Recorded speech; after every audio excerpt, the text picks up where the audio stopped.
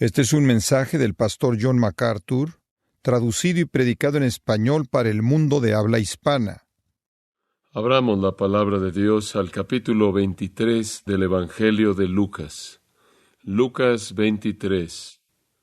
En nuestro estudio de este Evangelio maravilloso, llegamos ahora al relato breve de la muerte de Jesucristo. Se encuentra en los versículos 44 al 46. Permítame leerlo. Cuando era como la hora sexta, hubo tinieblas sobre toda la tierra hasta la hora novena. Y el sol se oscureció, y el velo del templo se rasgó por la mitad. Entonces Jesús, clamando a gran voz, dijo: Padre, en tus manos encomiendo mi espíritu. Y habiendo dicho esto, expiró. Hasta ahora en el relato de la crucifixión de Jesucristo, usted podría pensar que Él es una mera víctima de la injusticia y crueldad humanas. En la burla de la secuencia de los juicios, tanto judío como romano, a los cuales Él fue sujeto, hay una declaración repetida de su inocencia, y sin embargo Él es condenado a morir. Tendría que ser catalogado como uno de los actos más injustos jamás perpetrados en contra de un hombre por parte de un tribunal en la historia. Más allá de eso, sería el acto humano más injusto porque Cristo era absolutamente perfecto. Es lo peor que los hombres podían hacer, es lo peor que los hombres jamás hicieron. La injusticia es evidente y fue seguida por crueldad, que es igualmente impía. Convertir a Jesús en el objeto de sus burlas, mofándose de la idea que Él es algún tipo de rey, los soldados romanos, siguiendo la guía de los líderes religiosos del judaísmo, meten una corona de espinas en su cabeza como una corona real de burla y le arrojan una túnica púrpura y le colocan un cetro falso en su mano y lo reconocen como algún tipo de rey con un sarcasmo burlón. Cuando Él finalmente es llevado a ser crucificado, crucifican a un ladrón a un lado y a otro al otro lado, y de esta manera se burlan de la idea de un rey que tiene a sus dos asistentes más nobles a su derecha y a su izquierda. Y después expresan abuso mediante sus bocas, los líderes, la gente, los ladrones que estaban a su lado y los soldados también, blasfemándolo con sarcasmo como si él fuera algún tipo de rey. Y hemos llamado a eso la comedia en el Calvario. Tenía la intención de que fuera una burla total. Tenía la intención de ser la mofa del tipo más bajo. Pero algo dramático sucede en la culminación de la comedia. Se convierte en un drama. Y en donde los líderes judíos, quienes estaban dirigiendo todo esto, realmente estaban ocupando el centro del escenario, alguien más ocupa el centro del escenario. En un momento la comedia guarda silencio y el drama comienza. Aquellos que estaban llevando a cabo los papeles, las funciones primordiales en la comedia desaparecen y una gran persona ocupa el centro del escenario. Y no es ningún otro que Dios mismo. Dios aparece ese día en el Calvario y convierte la comedia en drama. Todos nosotros entendemos la muerte de Cristo. Todos entendemos que Cristo murió por nuestros pecados. Todo cristiano verdadero sabe eso y lo cree.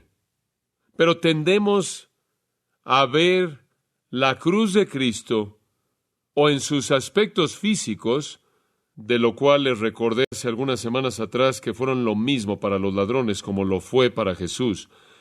Y nos enredamos en el sufrimiento físico, o tendemos a verlo como este gran sacrificio amoroso por parte de Cristo, lo cual fue: ningún hombre tiene mayor amor por sus amigos, un hombre que pone su vida por sus amigos. Eso. Y mientras que es verdad que hubieron torturas físicas que necesitan ser entendidas, y hay amor que necesita ser entendido y necesita ser enfatizado, hay un elemento en el Calvario que se presenta como un elemento primordial en la revelación del Nuevo Testamento que con frecuencia es pasado por alto, y esa es la presencia de Dios. El Calvario tiene que ver más acerca de la ira de Dios que con cualquier otra cosa. Sí, es crueldad e injusticia humanas en su peor expresión. Sí, es una expresión de amor sacrificial en su mejor expresión. Pero sobre cualquier otra cosa, lo que sucede en el Calvario tiene significado para usted y significado para mí, debido a lo que Dios hace ahí.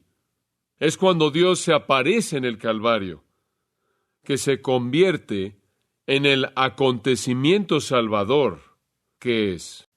Jesús es una víctima de injusticia humana. Jesús sufrió un dolor horrendo, agonizante. Jesús murió de manera dispuesta, amorosa, sacrificando su vida. Esas cosas son verdad. Pero necesitamos pensar en mayor profundidad. Necesitamos salir de la parte baja, por así decirlo, de la alberca y entrar a las profundidades. Y usted hace eso cuando comienza a ver a Dios en el Calvario. Jesús fue crucificado a las 9 de la mañana el viernes de la semana de la Pascua. Durante las primeras 3 horas, el pueblo y los gobernantes y los soldados, inclusive los criminales, dominaron la escena. La blasfemia, el ridículo, la burla, el menosprecio, los insultos. Solo hay un hombre quien es la excepción a la regla a lo largo de estas primeras 3 horas. Y ese es uno de los ladrones a quien le es dada vida y luz por parte de Dios y ve la verdad y es salvado de manera maravillosa, mientras que está colgando ahí al lado de Jesús. El resto están contentos con disfrutar de la broma lo más que pueden, pero la comedia termina al mediodía. Tuvieron sus 3 horas y se acabó, y cuando terminó realmente se acabó. Dios ocupó el centro del escenario. Había sido el teatro del pueblo y ahora era el teatro de Dios. Ellos habían sido los actores en el escenario y ahora Dios sería el actor. Estos 3 versículos son lo suficientemente simples, realmente no demandan un bosquejo.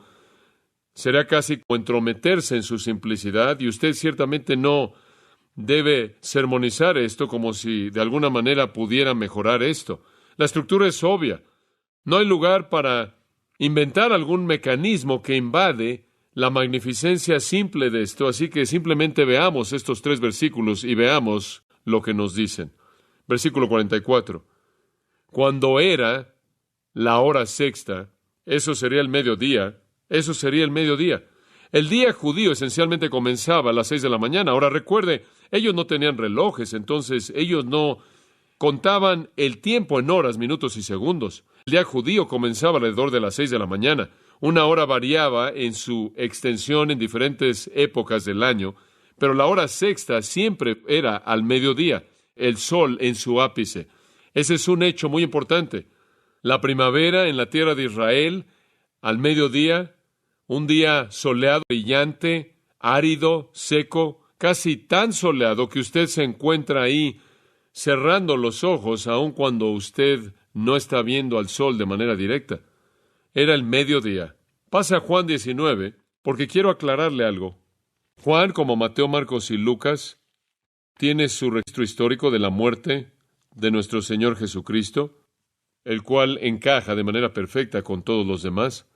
Pero hay una nota interesante que debemos señalar aquí en Juan 19, versículo 14. Jesús está ante Pilato, y dice en el versículo 14, era la preparación de la Pascua. Jesús es en el asiento del juicio, de acuerdo con el versículo 13, llamado el enlosado, en hebreo Gabata, y él está ante Pilato, y dice ahí que era como la hora sexta. Acabamos de leer en Lucas 23 que era la hora sexta, y Jesús ya había estado en la cruz 3 horas. Eran las 9 de la mañana, siguiendo el conteo judío. ¿Cómo puede ser también la hora sexta cuando Jesús está con Pilato? Respuesta simple. Cuando usted está en el salón del juicio de Pilato y en la esfera de Pilato, usted está en el tiempo romano, y el tiempo romano es calculado a partir de la medianoche. Son las 6 de la mañana, y cuando Jesús está ante Pilato, Pilato finalmente decide, aunque sabe que Jesús es inocente, bajo la presión y manipulación del pueblo y su intimidación, y él va a enviar a Jesús para ser crucificado. Y entonces Juan simplemente señala que son las 6 de la mañana, de acuerdo con el tiempo romano. Todavía está delante de Pilato. 3 horas después, a las 9 de la mañana, él es crucificado. 3 horas después, la comedia termina. Y durante esas 3 horas que Jesús está en la cruz, usted puede regresar a Lucas 23. Durante el tiempo que Jesús está en la cruz, nuestro Señor habla 3 veces. Primero dice, Padre, perdónalos porque no saben lo que hacen. En segundo lugar, Él ve a su madre María y Juan, el amado apóstol, y Él dice, he aquí tu madre, he aquí tu hijo. Lo que está diciendo es encomendar el cuidado de su madre a Juan. Y lo tercero que Él dijo, al ladrón que estaba colgado a su lado, hoy estarás conmigo en el paraíso. 3 horas, Él solo hizo 3 afirmaciones. El aire estaba lleno de palabras, pero era burla y menosprecio y abuso en contra del rostro de Jesús crucificado por parte de la multitud. Pero al mediodía, dice esto, hubo tinieblas sobre toda la tierra hasta la hora 9, y el sol se oscureció. Literalmente fracasó, se apagó. Este es mediodía, el sol en su ápice, a la mitad del cielo, con un brillo refulgente, e instantáneamente hay oscuridad total. El sol se apaga, no hay luna, no hay estrellas, está totalmente oscuro. Ni siquiera puede imaginarse el shock. No se lo puede imaginar. Ellos sabían lo que habían estado haciendo, burlándose, blasfemando, y de pronto, en un momento aterrador, de pánico, molesto, sacudiendo su seguridad, llevándolos a un punto de sobriedad en sus mentes frívolas. Sin advertencia, su mundo se oscurece de manera total. No hay electricidad, no hay luz, solo esas lámparas de aceite con una mecha flotante, y nadie tenía esas a la mitad del día. Cae sobre la tierra entera. No sabemos qué tan lejos. El Calvario, Jerusalén, Judea, no sabemos qué tan lejos, pero abarcó a esa nación. ¿Qué causó esta oscuridad? Algunos han sugerido que este es un eclipse natural. Eso no es posible, debido a que la Pascua es establecida por la luna llena, y usted no puede tener un eclipse con una luna llena. Otros han sugerido que esta es la presencia de Satanás, que está trayendo el poder de las tinieblas en contra de la cabeza de Jesús. Bueno, sabemos que antes en Lucas Jesús había dicho, esta es la hora para las tinieblas. Y entendemos que el reino de Satanás se caracteriza por la oscuridad moral y espiritual, pero Satanás no está a cargo del mundo natural. Sí, oscuridad moral, sí, oscuridad espiritual, pero esta es ninguna de esas dos. Esta es oscuridad de un tipo natural, pero sin explicación natural alguna. Solo tenemos una alternativa más, y es Dios. ¿Cómo verían los judíos esto? Ellos dirían, ¿hoy un eclipse? No. Luna llena, Pascua. Dirían, ¿Satanás ha llegado? ¿Lo dirían? No. No. ¿Qué dirían? ¿Cuál sería su primer pensamiento cuando la oscuridad instantánea, total, hubiera llegado y no podían ver su mano enfrente de sus rostros, y la oscuridad ha durado durante 3 horas sólidas? No podían moverse, no podían descender del monte, no podían ir a ningún lugar, no había lugar en ningún lugar. Habrían pensado, ¿cuál habría sido el pensamiento que habría entrado en sus mentes? Alguien podrá decir, bueno, ellos no pensarán en Dios porque Dios es luz. Algunas veces, eso es verdad. Dios apareció originalmente al guiar a Israel, sacándolos de Egipto como una luz en el día y luz en la noche, una nube de luz en el día y una luz ardiente de noche, y Dios descendió en la luz Shekinah para morar en el lugar santísimo, en el tabernáculo y de nuevo en el templo. Y es verdad que el Salmo 27:1 y otros salmos dicen, Jehová es mi luz y mi salvación, y Dios se asocia a sí mismo con la luz. Pero también sabían que con mayor frecuencia Dios se asocia a sí mismo con la oscuridad. Ellos lo sabían muy bien. Eso se remontaría al capítulo 15 de Génesis, en donde Dios viene a hacer un pacto con Abraham, y Dios dice, voy a hacer un pacto contigo para bendecirte, y a través de ti bendecir al mundo, el pacto abrámico. Y quiero sellar ese pacto en sangre. Entonces quiero que mates algunos animales, los partas por la mitad, y coloques las mitades uno enfrente del otro. Coloca un ave muerto por aquí y un ave muerto por allá, y alinea todos esos pedazos sangrientos lo cual es lo que hacían en tiempos antiguos. Hacían eso como un símbolo de hacer un pacto de sangre. Las personas que hacían el pacto caminaban por en medio de las partes sangrientas y eso sellaba el pacto. Nada más que en el caso de Dios, este es un pacto unilateral, incondicional, y Dios lo hace consigo mismo y no hay condiciones que Abraham tiene que cumplir. Y entonces hace que Abraham se duerma. Eso es exactamente lo que Génesis dice que sucede cuando Dios llega. Cuando el sol se estaba metiendo, he aquí terror y gran oscuridad. Cuando Dios se apareció como oscuridad.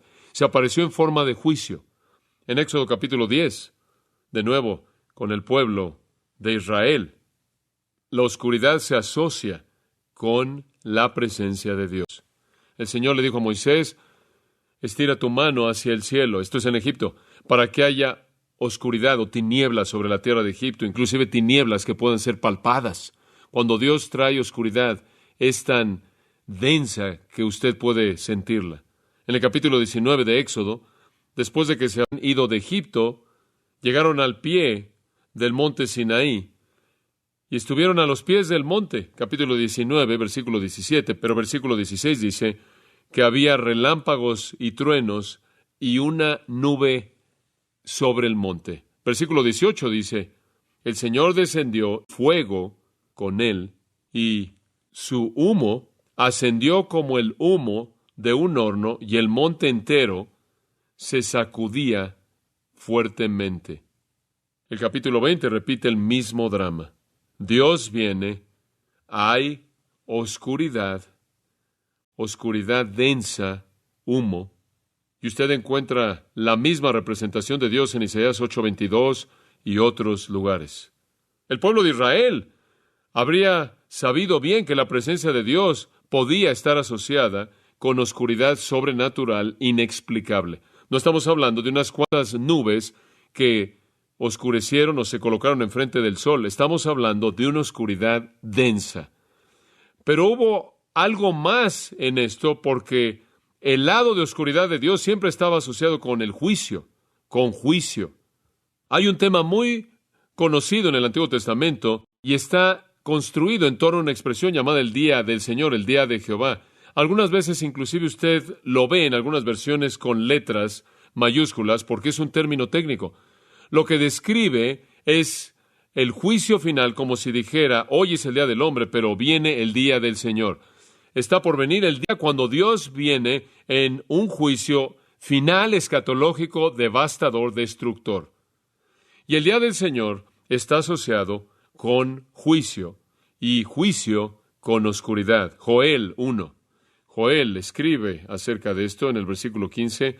He aquí el día, porque el día del Señor está cerca y vendrá como destrucción del Todopoderoso. ¿Cuáles son sus características? Joel capítulo 2, versículo 10.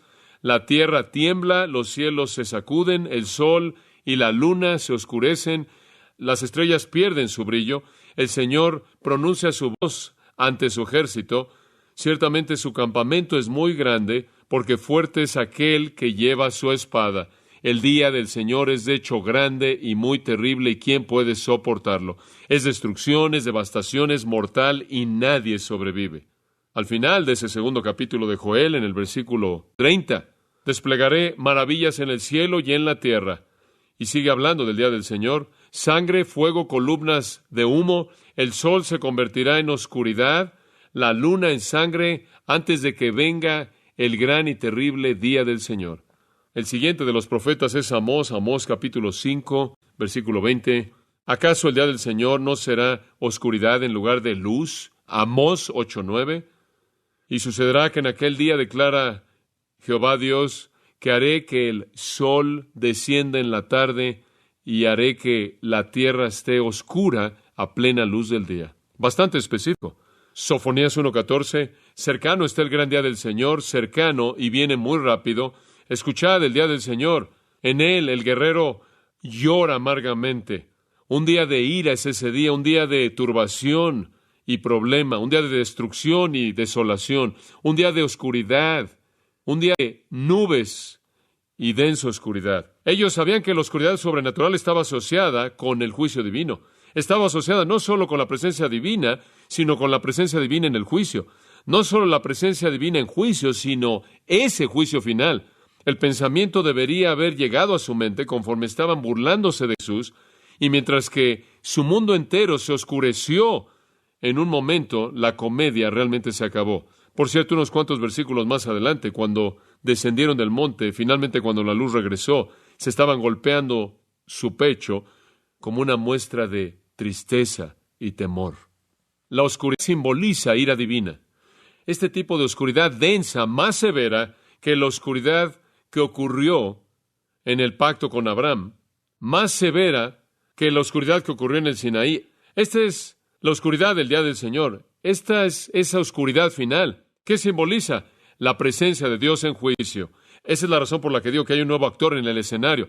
El personaje principal es ahora Dios, y Él ha entrado a ocupar el lugar principal en el escenario. Dios llegó al Calvario, no en luz, sino en oscuridad. Se apareció para desatar juicio, no en el sentido escatológico en el futuro en contra de los impíos, sino en el sentido soteriológico en contra del piadoso. Lo que realmente está pasando en el Calvario, y aquí es en donde usted entra en mayor profundidad con el entendimiento de esto, va más allá del sufrimiento físico, va más allá del sacrificio de Cristo, es ira divina que se está derramando en su forma final. La ira eterna está a punto de ser soltada y la oscuridad está por todos lados. Usted lo podrá decir de otra manera. Dios trajo el infierno a Jerusalén en ese día. Mateo 8, versículo 12, Mateo 22, versículo 13, Mateo 25, versículo 30, Jesús llama al infierno las tinieblas de afuera. El agujero negro definitivo en donde hay lloro y crujir de dientes, en la oscuridad eterna sin alivio. Es la oscuridad de la presencia de juicio por parte de Dios. Es la oscuridad de la presencia del juicio de Dios. Entonces, desde el mediodía hasta las 3 de la tarde, el infierno vino a Jerusalén y a Judea. Dios se apareció en ira. Y lo que es interesante es que no fue ira en contra de los romanos, y no fue ira en contra de los líderes judíos, y no fue ira en contra del pueblo. Fue ira en contra del Hijo. Dios desató la totalidad de su furia en contra de Jesucristo, como Isaías lo expresó en Isaías 13:9. Ira con enojo intenso. El infierno vino aquí. ¿Qué es el infierno? El infierno es donde Dios castiga a la gente para siempre. El infierno es donde Dios derrama su furia en contra de la gente para siempre. Dios es el poder que está detrás del castigo en el infierno. Cuando usted dice que el infierno es estar separado de Dios, solo en el sentido de su presencia de consuelo, no en el sentido de su presencia de castigo. Él es el que destruye tanto el cuerpo como el alma en el infierno. Él es el rey del infierno, no Satanás. Y Dios, quien es el castigador de todas las almas en el infierno eterno, se aparece en la oscuridad del Calvario para castigar a su Hijo. Y Él le da a su Hijo el infierno eterno a favor de todos aquellos que creerían a lo largo de la historia. Esta es la copa que Jesús esperaba en el huerto, con una repulsión tal que pidió que si hubiera una manera de evitarla, lo querría evitar. Durante esas 3 horas no hay comedia, no hay burla, no hay insultos, no hay blasfemia, no se registra nada de esto. Nadie dijo nada, ni siquiera Jesús. Jesús no habla durante estas 3 horas. Y tampoco lo hace alguien más. En estas 3 horas, Jesús sufre el infierno eterno por todos aquellos que creerían en Él. Entonces, la oscuridad no es la ausencia de Dios, es lo opuesto. Es la presencia de Dios en juicio completo, venganza y furia, ira infinita, movida por justicia infinita, suelta, castigo infinito, en contra del Hijo infinito que puede absorber un infierno eterno por todos aquellos que jamás creerían en 3 horas. Es aquí que Él lleva en su propio cuerpo nuestros pecados. Es aquí que Él fue hecho pecado por nosotros, Él que no conoció pecado. Es aquí que Él es herido por nuestras transgresiones, molido por nuestros pecados. Es aquí que Él es hecho maldición por nosotros. Estas son las horas de la ira de Dios en contra de Él. Es algo sorprendente en qué pensar.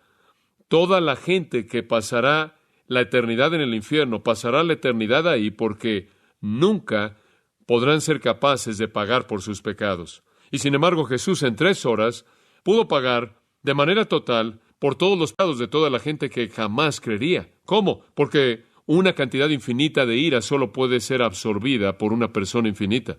Sorprendente. Dice, hubo tinieblas sobre toda la tierra hasta la hora 9. En la hora 9 se acabó, 3 horas. 3 de la tarde y la luz regresa. Marcos nos dice lo que Jesús dijo. Él habla, Marcos 15, versículo 33. Cuando había llegado la hora 6, lo mismo que Lucas dice, oscuridad cayó sobre la tierra entera hasta la hora 9. En la hora 9, a las 3 de la tarde, la oscuridad ya se fue. En esa hora 9, la oscuridad ha desaparecido. Jesús clamó a gran voz, Eloi, Eloi, lama sabactani, lo cual se traduce, Dios mío, ¿por qué me has desamparado? ¿Cómo debemos entender esto? Los teólogos han pensado y hablado y escrito volúmenes acerca de esto. Ciertamente no espero tener un entendimiento más profundo acerca de esto que ellos, pero no creo que es tan complicado como algunos han tratado de presentarlo. Quizás la expectativa de Jesús, el hombre, fue cuando la oscuridad se acabara y Él había llevado de manera total para la satisfacción de Dios, la furia de Dios a favor de todos los que creerían, que habría consuelo inmediato, que habría habido un afecto instantáneo por parte del Padre, que Él no habría percibido la presencia de juicio de Dios, sino que Él habría percibido el consuelo dulce de comunión con Dios. Pero no fue así, no fue así. La ira se acabó. Dios ha estado ahí en la totalidad de su presencia. Él no ha estado ausente, Él ha estado presente, derramando su ira. Pero cuando la oscuridad se fue, así también Dios, en alguna manera inexplicable, divina. Creo que lo que nuestro Señor está diciendo es, ¿en dónde está el consuelo? Hubo un momento después de que el juicio se acabó. Después de que Él había llevado toda la furia de la presencia de juicio de Dios, que Él esperaba consuelo dulce y no estuvo ahí. Y en el agotamiento inimaginable después de la oscuridad, Dios mío, ¿por qué me has desamparado? Esa es una pregunta apropiada. ¿Por qué? No es que Dios trajo consuelo instantáneo, comunión instantánea, dulce. Bueno, me parece que este es el sufrimiento final del infierno.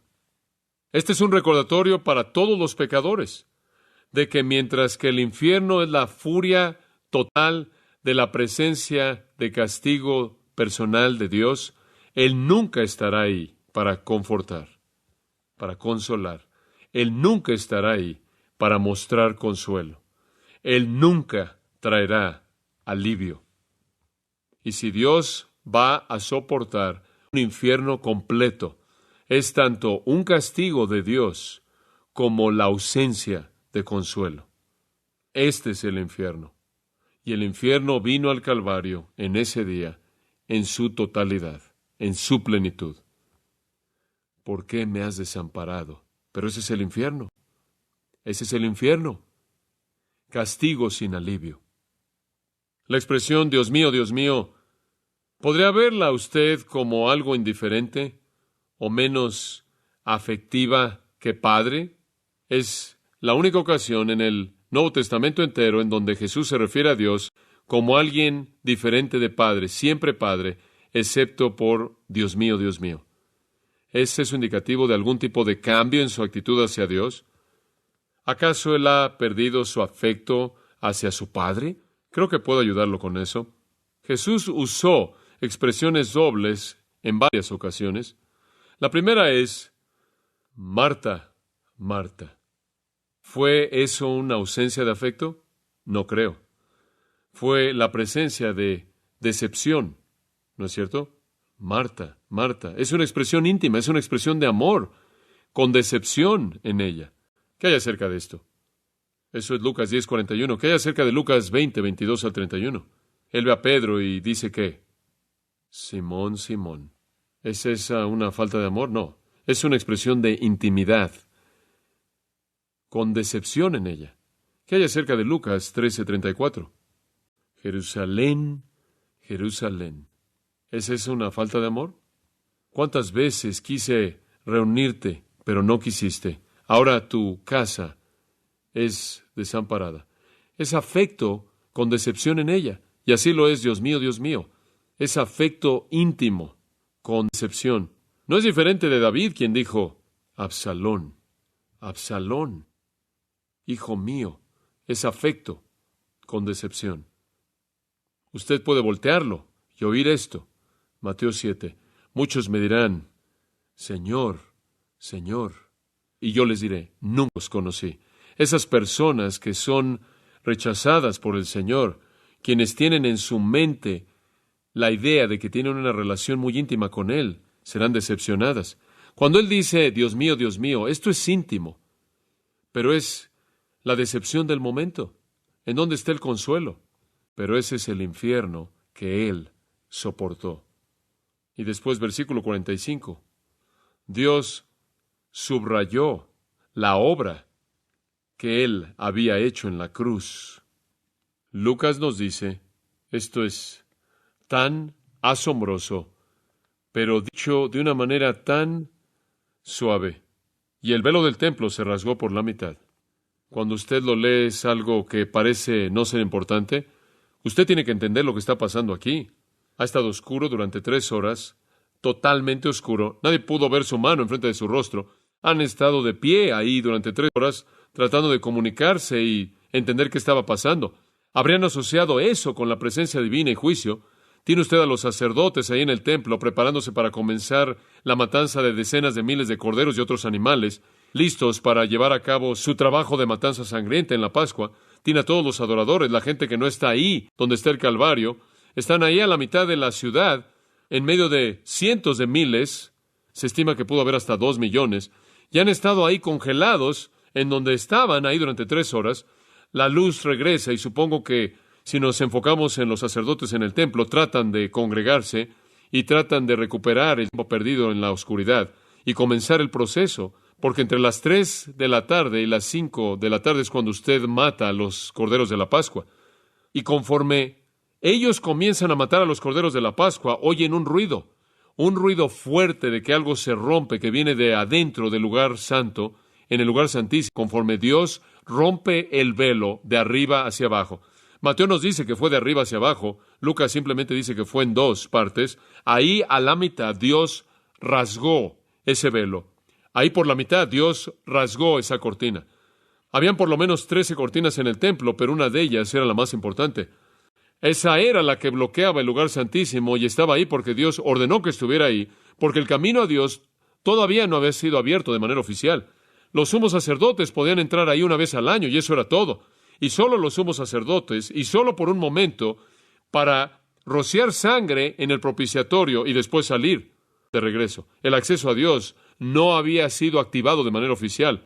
El lugar santísimo simbolizaba la presencia de Dios y estaba cerrado a todo mundo. Pero a las 3 de la tarde, alrededor de ese momento, la luz aparece y Dios rasga el velo y abre el lugar santísimo porque Jesucristo ha activado de manera oficial el acceso. La cruz es expiación, la cortina es acceso. Por su muerte, el nuevo pacto es ratificado. Había sido implementado. La gente había sido salva antes de eso, pero la ratificación oficial y la activación de ese nuevo pacto no sucedió sino hasta que Jesús murió en la cruz. Y entonces Dios rasgó la cortina y abrió el camino a su presencia. Cuando eso sucedió, el templo fue obsoleto. El sumo sacerdote fue obsoleto. Todos los sacerdotes fueron obsoletos. Todos los sacrificios fueron obsoletos. Todo lo que pasaba en ese lugar fue obsoleto. Se había acabado. Todas eran sombras, todas eran símbolos de lo que iba a venir, de lo que estaba por venir. Entonces, precisamente en el momento en el que los sacerdotes estaban comenzando a matar a los animales que no podían quitar el pecado, Dios rasgó y abrió, Dios rasgó el velo y su presencia Dios rasgó el velo y abrió el acceso a su presencia debido al sacrificio de uno que quitó el pecado. ¡Qué momento! ¡Qué momento! Antes, en la semana, Jesús había pronunciado destrucción física en contra del templo. Ni una piedra sería dejada una sobre otra.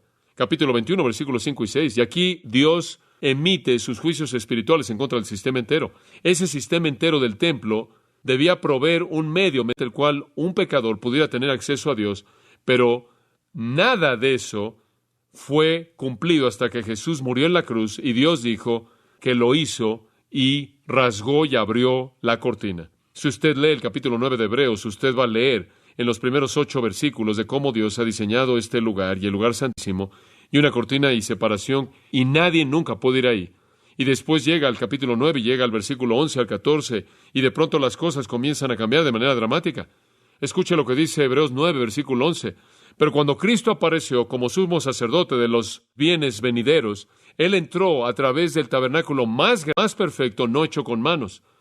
Esto es, no de esta creación, no a través de la sangre de cabras y becerros, sino a través de su propia sangre. Él entró al lugar santo una vez y para siempre, habiendo alcanzado redención eterna.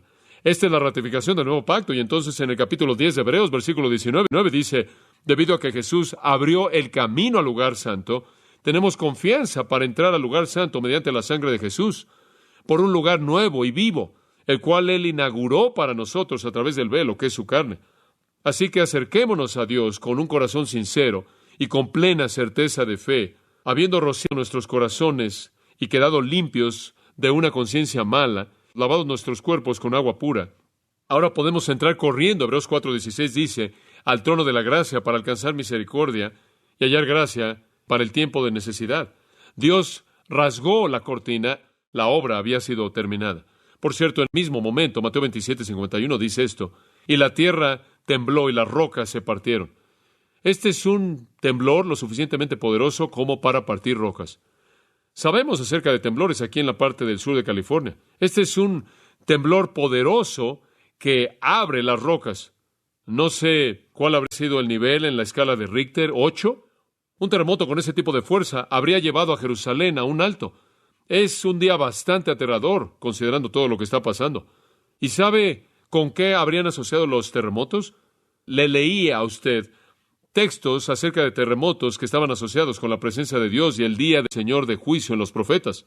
Cuando Dios descendió a Sinaí, dice en Éxodo 19:18, que el monte entero tembló. Salmo 18:7 dice que la tierra tembló y se sacudió, y los cimientos de los montes se sacudieron y temblaron debido a que Dios estaba enojado. Cuando las cosas se oscurecen, es juicio divino. Cuando la tierra tiembla, es ojo divino. Salmo 68:8, la tierra tembló. Los cielos derramaron lluvia ante la presencia de Dios. El Sinaí fue movido ante la presencia de Dios, el Dios de Israel. Y Nahum el profeta escribió en su pequeña profecía, los montes temblaron ante él. Los montes se derritieron. La tierra tiembla ante su presencia, sí, el mundo y todos los que moran en él. Dios está en la oscuridad, Dios está en el temblor. El Apocalipsis nos cuenta que en el final, en el juicio final, habrán terremotos como el mundo jamás ha experimentado. Esta es la furia de Dios, no en contra de los líderes religiosos, no en contra de los judíos, no en contra de los romanos, no en contra de esas personas, sino en contra de su Hijo. Dios está ahí en la presencia de juicio. Eso no es todo. Sí, Él está ahí en la presencia de juicio, pero no olvide que también Él rasgó el velo. Los negativos indicados por la oscuridad y el temblor, el efecto positivo de ese juicio es que el camino está abierto. Hay un efecto positivo más. Esto es lo que Mateo dice en Mateo 27:52. Las tumbas fueron abiertas exactamente después del temblor. Muchos cuerpos de los santos que habían dormido fueron resucitados saliendo de las tumbas después de su resurrección y fueron a la santa ciudad y aparecieron a muchos. ¡Wow! ¿Cuáles son las consecuencias de la obra de Cristo en la cruz? Acceso a Dios y vida después de la muerte. Y Dios presenta una ilustración dramática de eso, rasga el velo, lo cual significa acceso, que el acceso está abierto. La gente sale de tumbas y han estado muertos y salen en cuerpos glorificados. No aparecen sino hasta después de la resurrección, de tal manera que Cristo, de manera clara, es las primicias de todos los que han resucitado y andan por todos lados dando testimonio del poder de la resurrección de Cristo. ¡Qué día!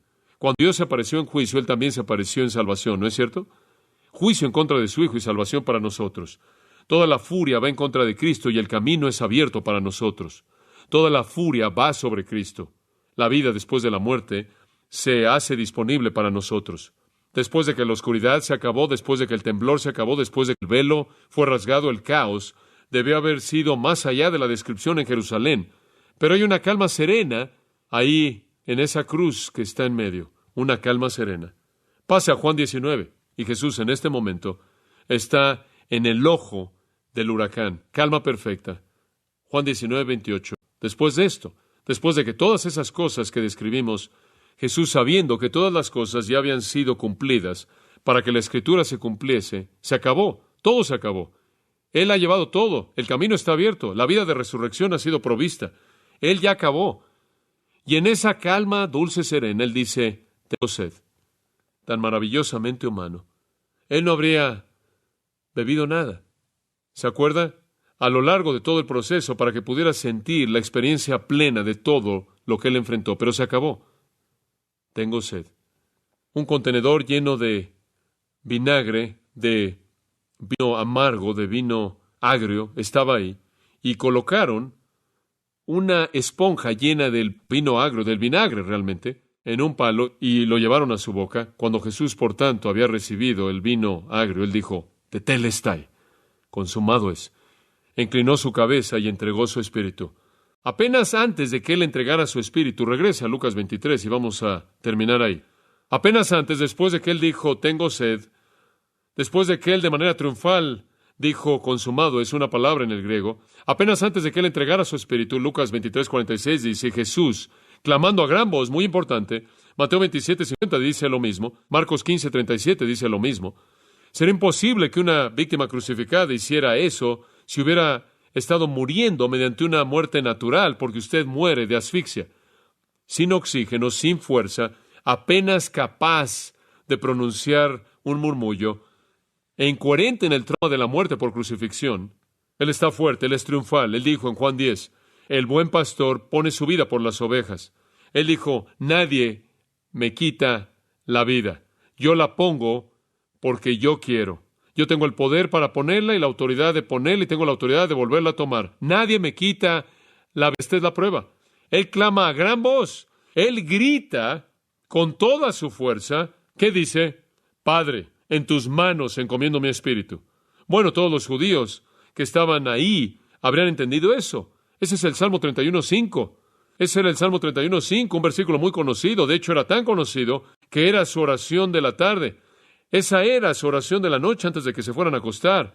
Esa era su oración de que ahora me voy a acostar. En tus manos encomiendo mi espíritu. Muy conocido para todos ellos. La oraban regularmente. Pero hubo dos cambios que Él hizo. En primer lugar, Él añadió algo, Padre. La comunión dulce ha sido restablecida. El infierno estuvo ahí durante 3 horas y después se acabó. El castigo se acabó. El sufrimiento se acabó. La comunión dulce con el Padre ha sido restablecida.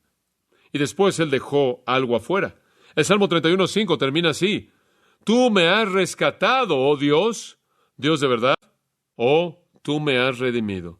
Bueno, no fue Él el que fue redimido en la cruz, Él fue el Redentor. Oh, la precisión de las Escrituras es impresionante, ¿no es cierto? Él añadió Padre para que supiéramos que esta relación era todo lo que esperaríamos que fuera. Y Él sacó la parte acerca de ser redimido porque Él no fue redimido. Él fue el Redentor. Jesús toma ese salmo porque el Salmo 31 es acerca de la oración de un justo que está sufriendo, que está en medio de su sufrimiento, diciendo, todo lo que puedo hacer es encomendar mi corazón a ti, encomendar mi espíritu a ti, encomendar mi vida a ti. Jesús es la persona perfecta, sin pecado, justa, que sufre, quien en la muerte expresa confianza perfecta en el amor de su Padre y en la promesa de que lo va a recibir a Él. Pedro dijo que cuando le maldecían, él se encomendaba a un creador fiel. Por cierto, Esteban aprendió de eso. ¿Se acuerda cuando Esteban murió? Él dijo, Jesús, recibe mi espíritu. Así como Jesús dijo, Padre, recibe el mío. Entonces Lucas dice después de eso, y habiendo dicho esto, expiró. Muy descriptivo en su simplicidad, sin embargo, muy restringido.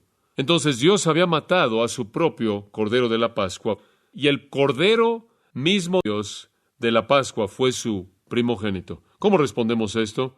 Bueno, veremos esto la próxima vez, pero veamos el versículo 47, por lo menos para terminar. Cuando el centurión vio lo que había acontecido, ¿qué hizo? ¿Qué? Dio gloria a Dios. Si esa es la manera de responder, ¿no es cierto? ¿Qué otro tipo de respuesta habría más que alabar a Dios? Toda bendición en el Nuevo Testamento es una expresión de alabanza a Dios por la redención.